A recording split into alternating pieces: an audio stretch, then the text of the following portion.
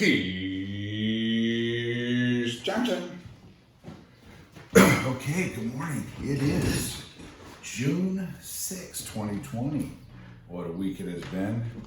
I'm glad to be back in front of the mic, the invisible mic. But just trying to get more information out there. Again, always seeking the truth, disseminating the truth. We're going to go to Floyd. Obviously, COVID has slowed down the focus on COVID. The topic of the day, the topic of the 2 weeks has been Floyd due to imagery instead of facts. And I'm just blown away. I gotta say, I am blown away by what people fall for without even having any evidence. And you can attribute this to the iPhone, the smartphones, Facebook, all of the graphics that we use. We rely on graphics. They've always said that graphics and visuals are a great learning tool, but we're using that more than reason to become factually correct to advance society. We're using pictorials. You know the old adage, a picture's like 1,000 words. Well, one word is like 1,000 pictures. So I guess to start, this case is unfolding as there's an adage, don't believe anything you read and half of what you see. And this case really falls under that, believing half of what you see. Because you don't have any evidence behind it. It's just some videos, some still shots, some angles. We don't have any sound. We don't have backgrounds, character backgrounds, nothing, motives. We're doing again what Sherlock Holmes said. Don't create a theory before all the data's come in. It's a capital mistake to do that. Or, you guys know, you're going to twist the facts to fit your bogus theory. We did it with COVID. Same thing. We did it with 9/11. All these things are breaking down our rights in America. The word racist gets thrown out. My next video will be about that, and I think you guys will really like that. So what's really just startled me is how we have lionized George Floyd. We've reverenced him. He is Father Teresa. No pun intended, okay? And no dismeaning to the late, great, phenomenal Mother Teresa. And I don't like to do this postmortemly or posthumously, but you know, George Floyd's background was shady, okay? And that means a lot when you go to the character. It has nothing to do with his possibly premature death. And I say possibly because, again, we have to look at all the facts and the evidences before we just take pictures out of Newsweek or off of somebody's phone and already convict and throw an officer in jail for the rest of his life.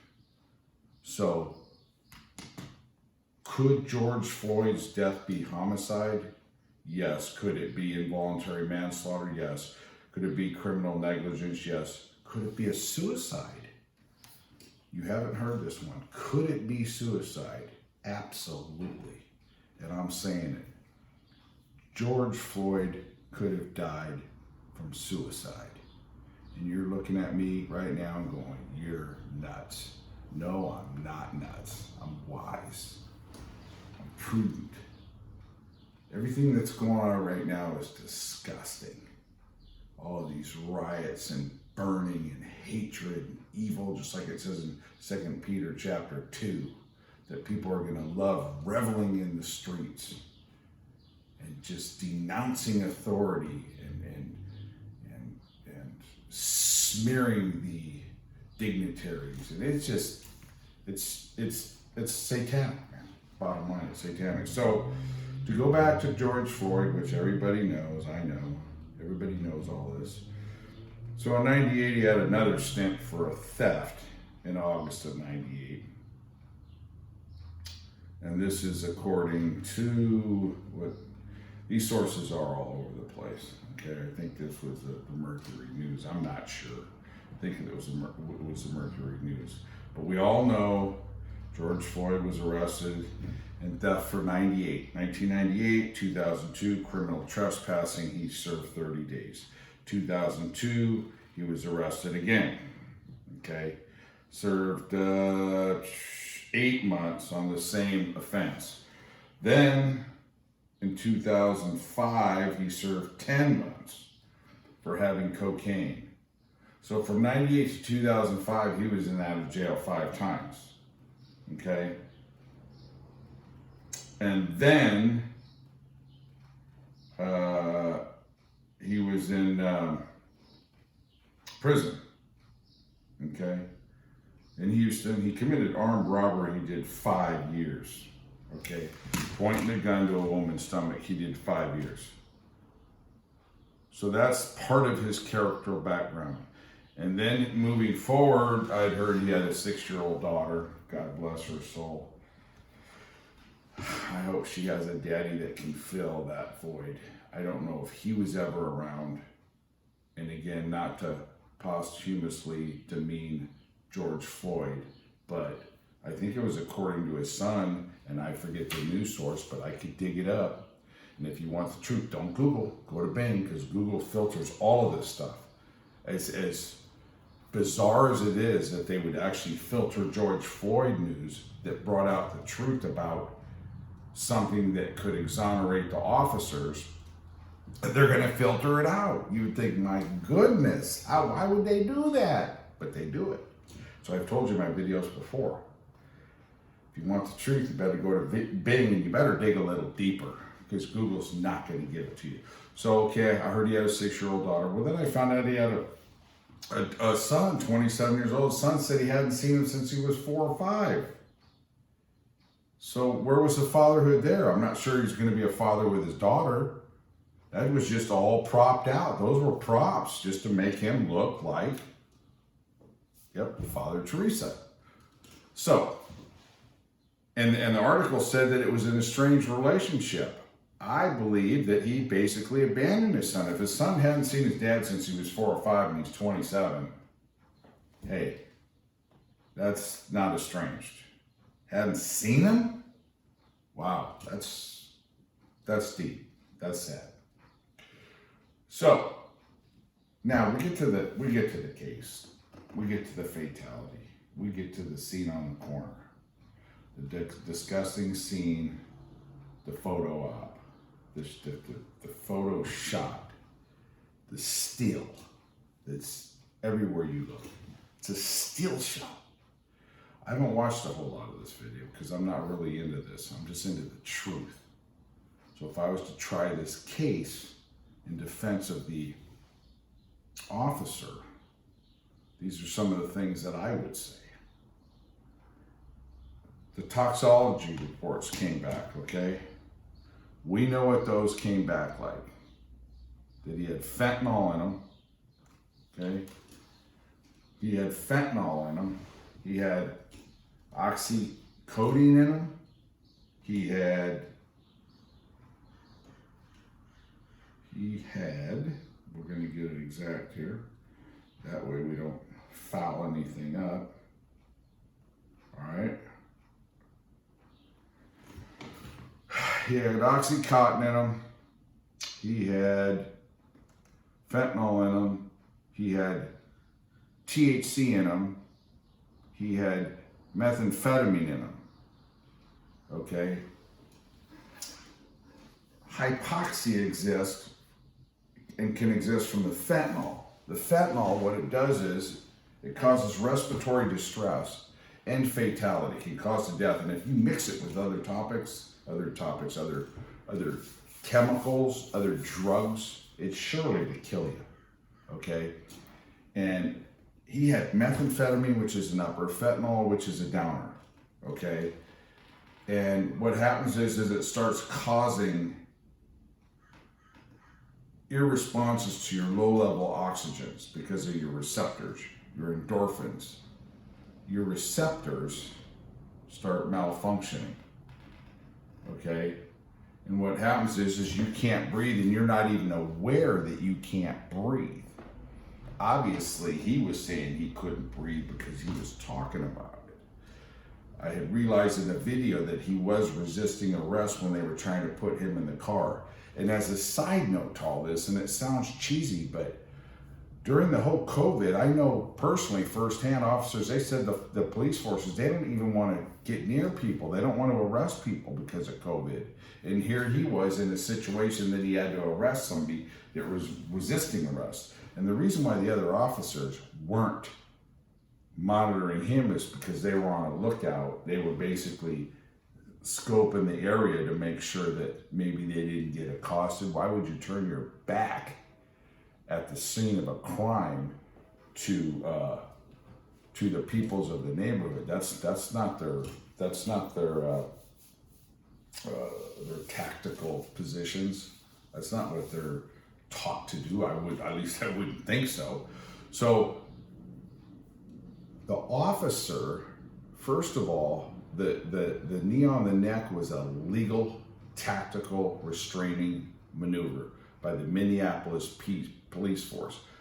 Governor Gov Newsom, he talks like he's got hairs in his throat, said that California is going to ban using that technique. So in California they use it. That a lot of different police departments use it. Hey, do I think it's good or bad? I have no idea. But it was legal. It was legal to use. He had fentanyl in his body. He had methamphetamine in his body. Fentanyl can kill you. Fentanyl causes your endorphins to irrespond, to basically malfunction when you're low on oxygen. Okay? That's a fact. That's a medical fact. He had THC in his bottom. Also, he had COVID.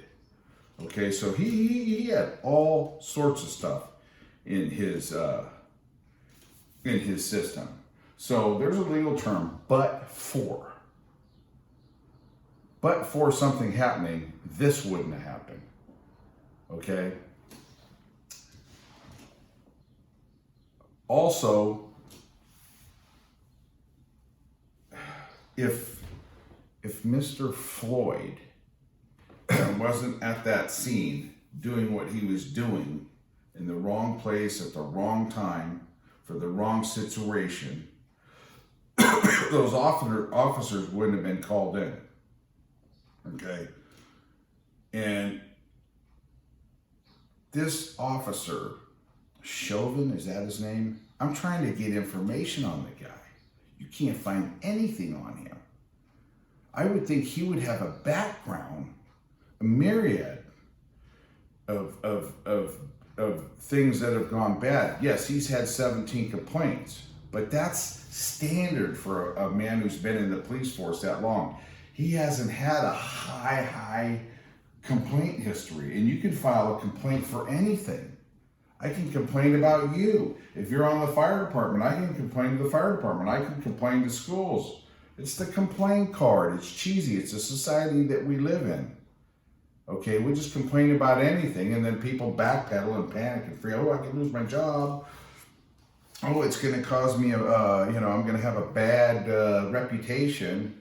It's on eBay all the time. Ooh, I'm going to give you negative feedback. People, okay, please don't. No. Okay, here, I'll let you have free iPhones because you might give me one negative feedback. This nonsense goes on all the time. Excuse me. So I am trying to look stuff up on this gentleman. If anybody can give me some true dirt on this officer, please send it to me. Respond to the video. Okay? So I can't find any dirt on him. He was a security guard for 17 years at El Nuevo Rodeo. It sounds Latin to me. Okay? He was an armed officer there. The unarmed security was inside, which one was evidently George Floyd for a while, or off and on.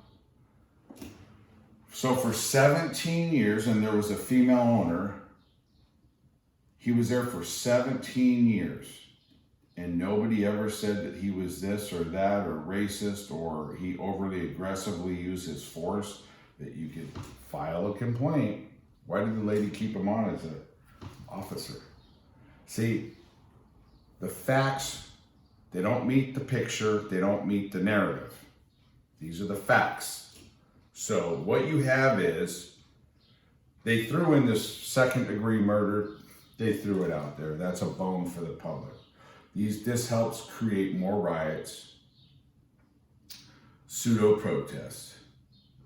So what's he up for? Involuntary manslaughter, second-degree murder. There's no way he's going to get second-degree murder, and he may not get involuntary manslaughter. They may want to go on something even less than that. This is not a slam dunk case. This could turn out to be a Johnnie Walker case. Okay, Eric Gardner, Michael Brown, Martin Case, Freddie Gray. Okay, white guy, Kelly Thomas Fullerton, unarmed, shot, died. You don't hear about that case because he's white. Look it up. Fullerton, Kelly Thomas, around 2011 or 2012. Okay, all of the officers walked, i.e. Johnnie Walker, without legal representation from the great late Johnnie Cochran. And we know who Johnnie Cochran was because he got the Johnnie Walker case with the juice, OJ, right? OJ Simpson. He walked, but he didn't kill his wife and her friend. No. No. In fact, he promised us 24 years ago that he would find the killers. Well, Juice, where are you, buddy? As much as I used to love you run through the snow. Anyways, OJ walked, okay? I think Dr. Bodden was in on that case. He was on that case. And Dr. Bodden, let's go to the autopsies. One, Dr. Bodden said, oh yeah, there was asphyxiation caused by blunt force, the neck and on the back, and there's no other way anything else could have caused the death. Talk about a fraud. This guy's 85 years old. He's obviously starting to lose his credibility. Because I just told you that fentanyl alone, with nothing else, could cause death, okay? It's a respiratory distressor. With nothing else can lead to death. With other things can easily lead to death. So you're telling me you got oxycodone in you, you got methamphetamine in you, you got THC in you, and fentanyl. And you got this guy Bodden that says that there's nothing else that could have possibly led to his death. Please. That's why he couldn't breathe. It says it right there. The medical consequence of using this kind of drug. So that's why I'm telling you. But for the drug, George Floyd would be alive. Nothing to do with the neck. Nothing at all. In fact, if you take away the dope, if you took away the neck, he still would have died. If that whole incident would have happened, he probably would have went home and knocked out that night. We don't know. And that's the beyond the reasonable doubt bar. Okay? Is there reasonable doubt here? Yes, there is. Once all that fentanyl came in, game over. Number two, the maneuver that the officer used was legal. Number three, he was on the force for 17 years. Never had a history of this phony word, racism. How about let's use what it really is, prejudice. Racism has nothing to do with this case and a lot of these other cases, and I'll get back to that later because we changed the definition of racism, just like we did, side note, we changed the definition of love. What's the other word I'm looking for? We changed the definition of. Anyways. There's a good chance it's going to be a Johnnie Walker case. They're going to find him innocent. Don't be surprised. You heard it here first. Go back to my COVID video that I shot like in March 28th. I should have shot it on March 20th and said all these numbers are a fraud. Okay, I was right about that. Okay, everybody's not dropping dead from the coronavirus, not even George Floyd, okay? And it just stuns me that the world is magnifying this man. It blows me away. You would think he was St. George, Utah. They named a town after him. He was one of the 12, the chosen. It's amazing. We're all sinners, man. George Floyd was a sinner too. We're all going to die of something. Okay? And he was going down the wrong road for many, many years. Many years. I know it. I did it. So let's take a lot of this stuff in consideration. People, they don't want it. It's all about emotions. Just please touch my emotions. I mean, all the buildings that burned, all the people that got injured from a completely phony narrative. And it blows me away that nobody's thinking anymore. You know, even the Christian community, that's why I want to talk about the Christian community. The Christian community, they're calling this guy a murderer. A murderer. Christians, I laugh. Lawyers, a murderer. I know people that I thought were halfway intellectual. Already the jury's outdone. This case is over. He's a murderer. He hasn't even had a preliminary hearing yet. He hasn't even gone to court. And he's a murderer. Wow. You see, this is what's going on. This is part of our justice system. There is no more justice. If people call you something, you're it. They're preemptively tainting the minds of potential jurors. This is communism. This is brown shirt. This is a Third Reich. This is Stalinism. And you guys are a part of it. And don't worry, it's going to come back to you. Do you know why? Because you live in the same place that you're causing it. So don't cry later on when you have no freedoms. The police department walked out in Buffalo. Hallelujah. Get rid of all the cops. And what are you people gonna do that are against the Second Amendment? What are you gonna do? Nothing but hide. So here's the reality of it. We live in a divided America. It's not a United States. It's a divided states. I've been saying that for years.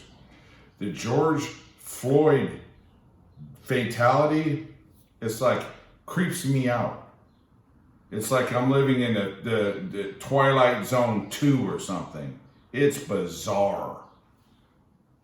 Wow.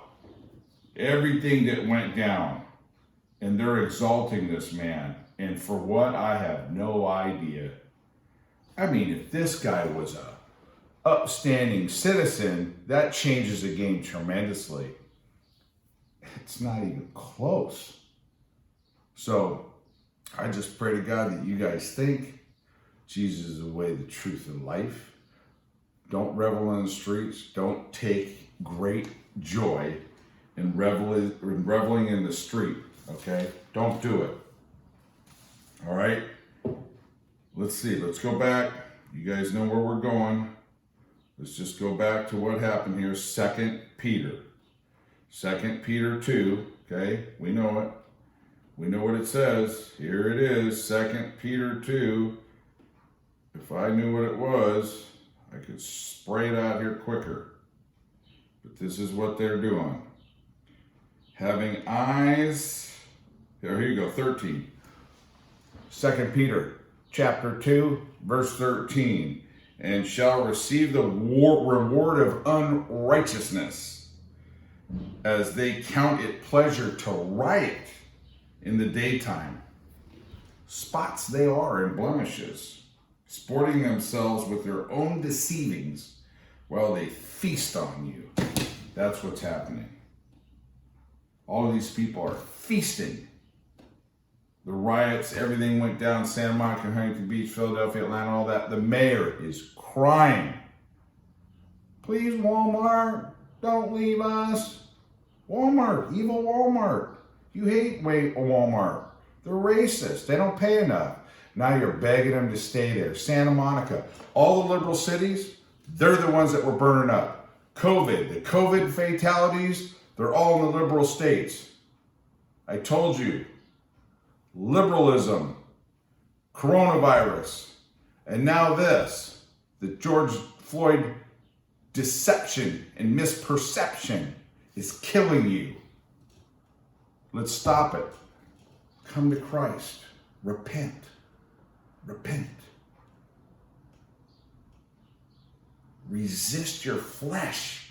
Resist your emotions regarding outside circumstances. Of course we have emotions.